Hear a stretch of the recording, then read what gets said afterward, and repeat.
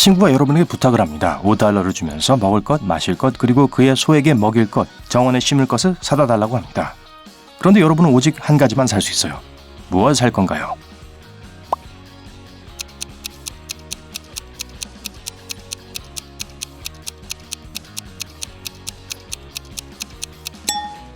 수박을 사면 됩니다. 먹을 수도 있고 마실 수도 있고 껍질은 소에게 먹일 수도 있고 수박씨는 정원에 심을 수 있어요. 달걀을 30m 아래로 떨어지게 해야 하는데 깨트리면 안 됩니다. 낙하를 늦추거나 착륙의 충격을 완화할 수 없어요. 어떻게 할까요?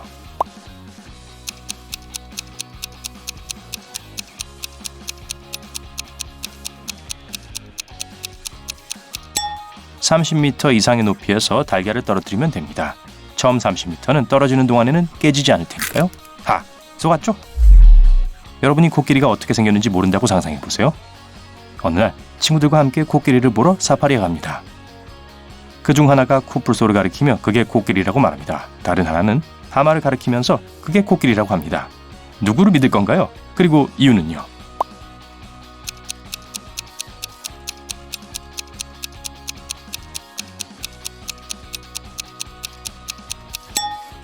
전제는 코끼리가 어떻게 생겼는지 모른다고 상상하는 거였어요.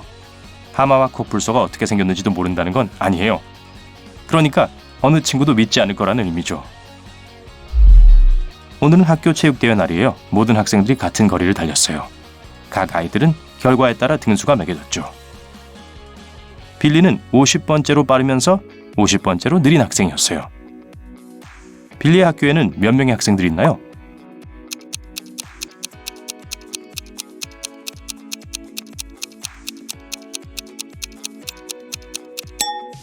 100명이 당연한 정답처럼 들리지만 실제로는 99명입니다. 빌리는 1등에서 50등까지 가장 빠른 학생들 중에서 50번째예요. 빌리가 50번째로 가장 느린 학생이라면 50등에서 99등까지 모두 99명의 학생이 있어야 합니다. 스미스 부인은 경찰서에 가서 자신의 빈티지 목걸이가 없어졌다고 주장했어요. 그녀는 화가 났어요. 경찰이 도착했을 때 침입의 흔적은 보이지 않았습니다.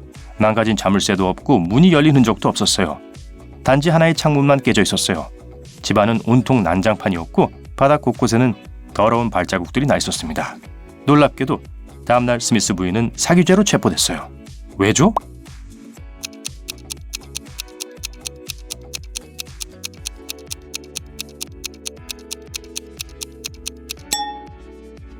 경찰은 창문을 안에서 깨트린 것을 보고 스미스 부인이 거짓말을 했다고 확신했습니다. 만약 밖에서 깨트렸다면 작은 유리 조각들이 방바닥에 떨어져 있었을 거예요. 여러분은 납치돼서 몇 달 동안 감옥에 갇혀 있었어요. 그런데 어느 날 감옥 문을 열고 복도로 나오는데 성공합니다. 3개의 출구가 있어요. 덩치가 크고 악랄해 보이는 한 남자가 그중 한 출구를 지키고 있고 2번째 출구엔 성난 개들이 있고 3번째 출구 앞에는 5분 후 폭발할 예정인 폭탄이 있어요.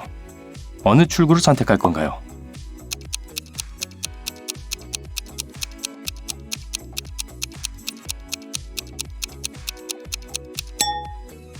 폭발이 끝날 때까지 기다렸다가 3번째 출구로 나가세요. 빌과 존은 인체의 능력에 대해 논쟁을 벌였고 내기를 했어요.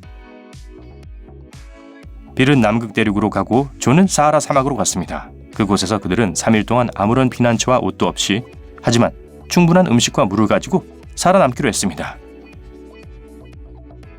누가 살아남을 확률이 더 높을까요?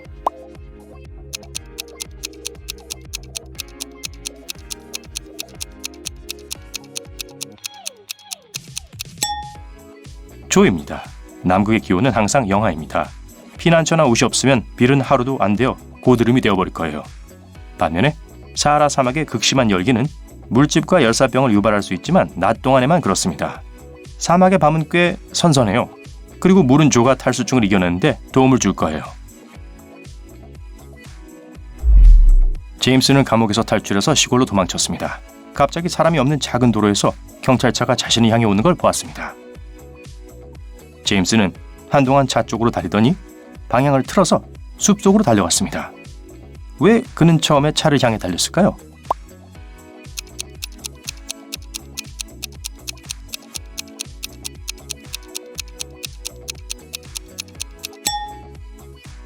제임스가 차를 보았을 때 다리 한가운데 있었어요. 다리에서 벗어나려면 차량 쪽으로 달려야 했습니다. 신혼부부는 신혼여행을 떠나면서 이웃에게 집을 봐달라고 부탁했어요. 그들이 돌아왔을 때 여자는 정전 때문에 값비싼 보석을 모두 잃어버렸다는 것을 알게 되었습니다. 그녀는 자신의 보석을 안전하다고 여긴 곳에 숨겨놓았었죠. 집에 도둑이 든 건 아니었어요. 이웃은 정직한 사람이었고요. 보석을 잃어버린 건 사고였어요. 어떻게 된 걸까요?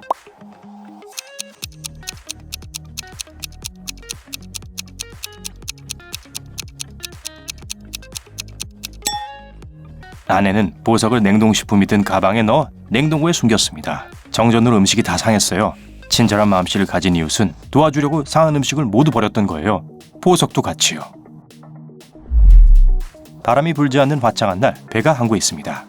해안에는 많은 사람들이 배를 보고 있었어요. 갑자기 배가 빠르게 가라앉기 시작했습니다. 배에는 아무런 문제도 없었는데 폭풍도 없었고 하늘도 파랬어요. 그럼에도 불구하고 배는 사람들의 눈앞에서 가라앉았어요. 어떻게 된 걸까요?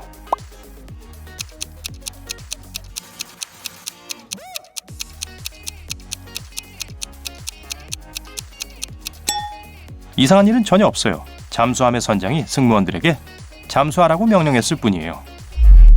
탁구를 치다가 마지막 공이 콘크리트 바닥에 박혀있는 30cm 깊이의 좁은 금속 파이프 안으로 떨어졌어요. 가지고 있는 물건이 탁구채, 물 한 병, 신발끈뿐이라면 어떻게 파이프에서 공을 꺼낼 수 있을까요?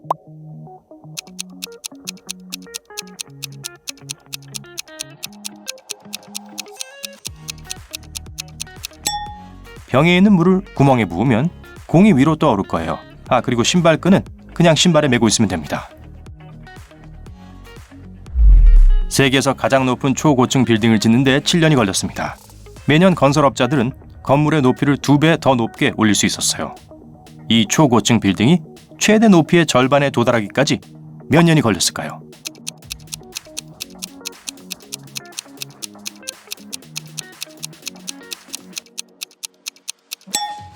6년입니다.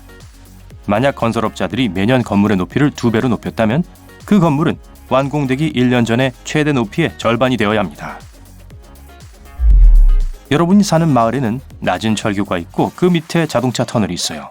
어느 날 터널 바로 앞에 대형 트럭이 서 있고 당황한 운전자가 주변을 서성대는 것을 보았습니다. 그에게 다가가서 무슨 일인지 묻습니다. 알고 보니 트럭은 허용 높이보다 몇 센티미터 높아서 터널 안으로 몰고 들어가면 꼼짝 못하게 될 거예요. 안타깝게도 그 길은 운전자의 목적지로 가는 유일한 길입니다. 어떻게 터널을 통과할 수 있을까요?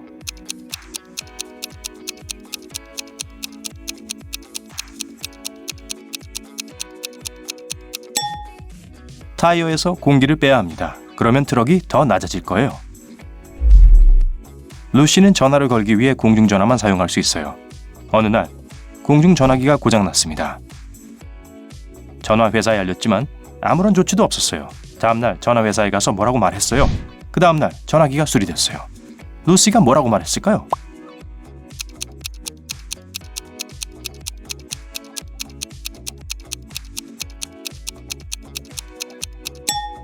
루시는 사람들이 돈을 지불하지 않고 전화를 사용한다고 말했어요. 한 가족이 둥근 오두막에 살았습니다. 5명의 가족이 있었어요. 엄마, 아빠 그리고 세 아들이었죠. 어느 날 아버지가 집에 돌아왔을 때 컴퓨터가 고장난 것을 발견했습니다. 엄마는 집에 없었어요. 첫째인 마크는 숙제를 하고 있었다고 말했습니다. 둘째인 잭은 그림을 그리고 있었다고 했고요. 그리고 막내인 톰은 엄마가 벌을 줘서 구석에 서 있었다고 했어요. 누가 컴퓨터를 망가뜨렸을까요?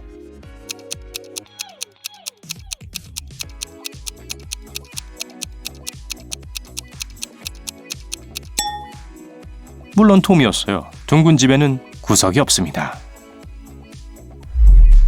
1.6km 길이의 다리가 있는데 한 번에 2,300kg만을 지탱할 수 있습니다. 바로 다리를 가로지르고 있는 트럭의 무게였죠. 트럭이 다리 한가운데에 다 멈춰섭니다. 갑자기 새 한 마리가 트럭에 착륙합니다. 다리가 무너질까요?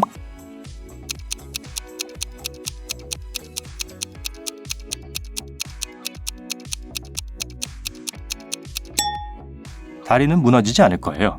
트럭은 다리 중간까지 가는 동안 연료를 사용했기 때문에 무게가 2,300kg 이하입니다. 여러분은 리얼리티 쇼에 참여하기로 동의했지만 알고 보니 미치광이의 함정이었어요. 그는 여러분에게 4개의 탱크들 중 하나에 뛰어들라고 말합니다. 첫 번째는 뱀, 독사로 가득합니다. 두 번째는 부식성이 강한 산으로 채워져 있습니다. 세 번째는 전기장어가 헤엄치고 있어요. 그리고 네 번째 탱크는 박테리아에 감염된 물로 가득 차 있습니다. 어느 탱크에서 생존 확률이 더 높을까요?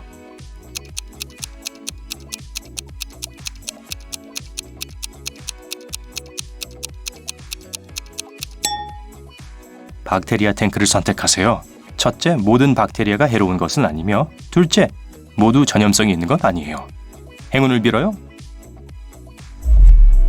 마크는 새 책을 샀습니다. 줄거리가 너무 흥미진진해서 읽기를 멈출 수가 없었고 밤늦게까지 계속해서 책을 읽었습니다. 칠흑같이 어두워졌을 때도 불을 켜지 않았고 대신 불을 켜줄 사람도 없었지만 밤새도록 책을 읽었죠. 어떻게 가능했을까요?